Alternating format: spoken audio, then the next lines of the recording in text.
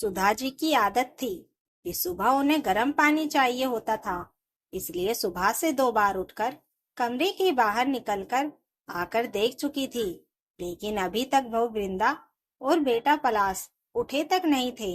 जब तक उन लोगों में से कोई एक उठेगा नहीं, तब तक उन्हें गर्म पानी मिलेगा नहीं। बात ये नहीं थी कि सुधा जी गर्म पानी कर नहीं सकती थी। बात यह थी कि बहू वृंदा रात को रसोई का काम खत्म कर रसोई में ताला लगा देती थी।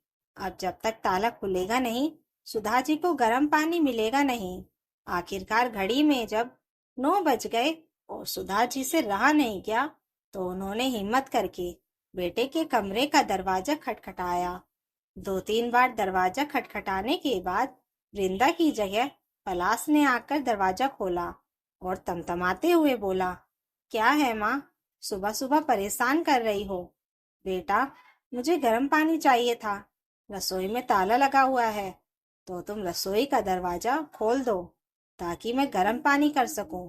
एक दिन गर्म पानी के बगैर नहीं रह सकती हो क्या माँ?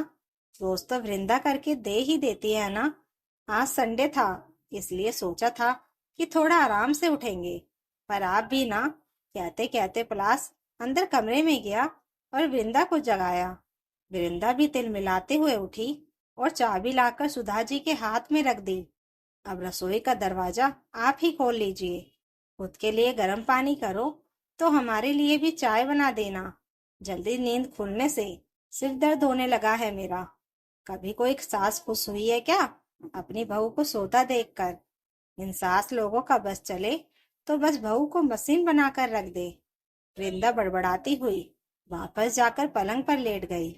आखिर सुधा जी ने जाकर रसोई का दरवाजा खोला, खुद के लिए भी पानी गर्म किया और बेटे बहू के लिए चाय बनाकर उन्हें देकर आई। गर्म पानी लेकर अपने कमरे में आई ही थी कि 5 साल का पोता मन्नू जाग गया। जगते से ही बोला, दादी, मेरा दूध। उसे देख सुधा जी मुस्कुरा कर बोली, हाँ मेरे बच्चे, अभी लेकर आई। गर्म पानी वहीं रखकर पहले मन्नू के लिए दूध गर्म करने गई। अभी दूध गर्म कर ही रही थी कि इतने में पलाश की आवाज आई, माँ, ओ माँ, कहाँ हो तुम? क्या आप भी सुबह सुबह संभाल नहीं सकती इसे? पता है ना, वृंदा के सिर में दर्द हो रहा है। कहते कहते पलाश भी रसोई में आ गया, साथ में मन्नू भी गोद में था। उसे देखते ही सुधा जी बोली, बेटा, मैं तो दूध गर्म करने आई थी। मुझे पता ये कब तुम्हारे कमरे में चला गया, तो ध्यान रखना चाहिए था ना आपको। बस काम का बहाना चाहिए। मानता हूँ कि आप सास हो, पर बहू को भी तो इंसान समझो। वही है जो आपकी जिम्मेदारी निभा रही है। नहीं तो दूसरे बेटे बहू ने तो आपके रखने से ही मना कर दिया था। मन्नू को सुधा जी के पास छोड़कर ही पलाश वापस अपने कमरे में चला गया। सुधा जी देखती ही रह गई, आंखों में आंसू आ गए। मन ही मन सोचने लगी कि मैं कुछ न करने पर भी बदनाम हो रही हूँ। ऐसी कौन सी जिम्मेदारी उठा ली इन लोगों ने, मेरी जो इतना सुना जाते हैं। ऐसा सोचकर अपने आंसू पोंछे और मन्नू और उसका दूध लेकर कमरे में आ गई। नाश्ते के समय पलाश ने वृंदा से कहा, तुम्हारी तबीयत ठीक नहीं है तो मैं माँ से कहकर नाश्ता बनवा लेता हूँ ताकि तुम आराम कर सको। रहने दो, उनसे कुछ मत कहना, मैं नाश्ता खुद ही बना लूंगी। अरे, पर तुम्हारी तबीयत ठीक नहीं है। नहीं नहीं, मैं खुद ही नाश्ता बना लूंगी। उनका क्या भरोसा, कौन सा सामान उठाकर अपने दूसरे बेटे बहू को देकर आ जाए। अक्सर रसोई से सामान कम हो जाता है। मुझे तो पूरा यकीन है माँ जी ही सामान की हेराफेरी करती हैं और अपने उन बेटे बहू को देकर आ जाती हैं। और जाकर रसोई में नाश्ता तैयार करने लगी। वृंदा को रसोई में नाश्ता तैयार करते देखकर पलाश गुस्से में आकर सुधा जी से बोला, देख लो, ये सब आपके कारण है। उसकी तबीयत खराब है, पर फिर भी नाश्ता तैयार कर रही है। आपकी इन्हीं हरकतों के कारण परेशान हो चुके हैं हम। पता नहीं भगवान भी हमें चैन से कब रहने देगा। सुधा जी उसकी बात सुनकर हैरान रह गई। सुनकर अपने कमरे में चुपचाप शांतिपूर्वक बैठ गई। आंखों से झरझर आंसू बहे जा रहे थे। क्या इसी दिन के लिए इन बेटों को जन्म दिया था? जब शादी के 7 साल बाद मंदिर मंदिर माथा टेकने के बाद 2 जुड़वा बेटे हुए, तो कितने खुश हुए थे घर में सब लोग। यार दोस्त रिश्तेदार सब लोगों ने कितनी बधाइयां दी थी। सासू माँ तो बलैया लिए जा रही थी। अरे, दो दो बेटों की माँ बनी है, बुढ़ापे में बैठकर राज करेगी। राज। कुछ साल बाद जब पति का देहांत हो गया, तब भी सुधाजी ने हिम्मत करके अपने दोनों बेटे पलाश और सुहास को संभाला। कितनी परेशानी झेलकर भी इन लोगों को पढ़ाया लिखाया, इतना बड़ा किया, दोनों की शादी कराई। पर उसके बाद सब कुछ बदल गया। दोनों बहुओं की आपस में बनी नहीं। इस कारण बेटों में भी झगड़े होने लगे। आखिरकार दोनों बेटे अलग हो गए। सुधा जी के पति ने 2 मंजिला मकान बनवाया था। उसी में ऊपरी मंजिल पर सुहास अपनी पत्नी के साथ रहने लगा और नीचे वाले फ्लोर पर पलाश अपनी पत्नी और सुधा जी के साथ रहने लगा। सुधा जी को रखने को लेकर भी दोनों भाइयों में बहस हुई थी।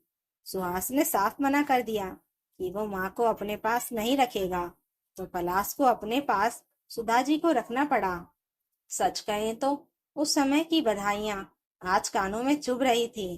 थोड़ी देर बाद पलाश कमरे में आया और पोहे की प्लेट सुधा जी के सामने टेबल पर रखते हुए, या यूं कहें पटकते हुए बोला, लो, नाश्ता कर लो।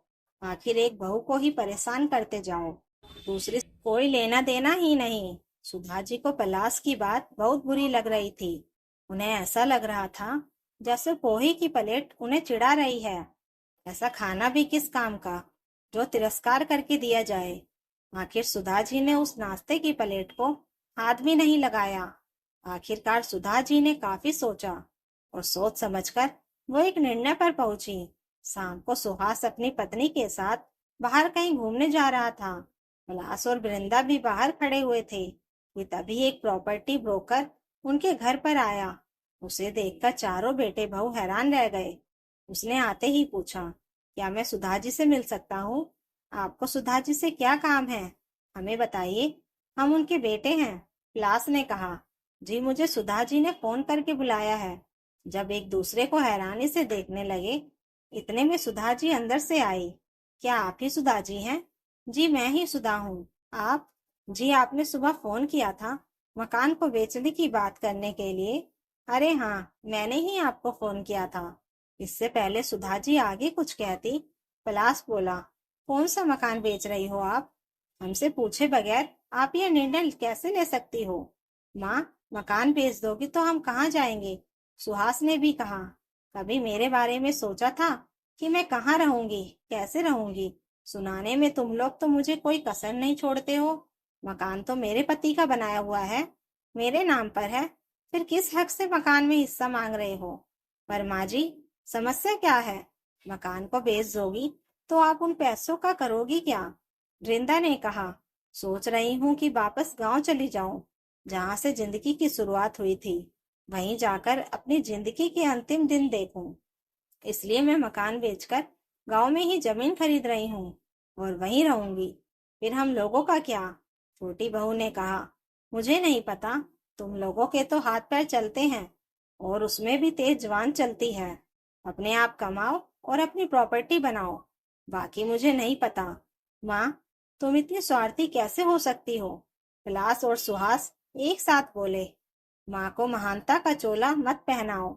जैसे बेटे स्वार्थी हो सकते हैं, वैसे ही माँ भी स्वार्थी हो सकती है। और तुम जैसे बेटे को तो माँ ऐसी ही होनी चाहिए। मैं यह मकान बेच रही हूँ और यह मेरा अंतिम निर्णय है। तुम लोग अपना बंदोबस्त देख लो। कहकर सुधा जी उस ब्रोकर को मकान दिखाने चल दी। 1 महीने बाद वो मकान बिक गया और सुधा जी गाँव में एक मकान लेकर वहीं रहने लगी। फ्री टाइम वहां बच्चों को पढ़ाती थी और गांव के शांत वातावरण में अपनी जिंदगी जीती थी। तो दोस्तों, अगर आपको यह कहानी अच्छी लगी हो तो कमेंट करके जरूर बताइएगा और नई कहानियों के लिए चैनल को सब्सक्राइब जरूर कर लीजिएगा। Thank you for watching.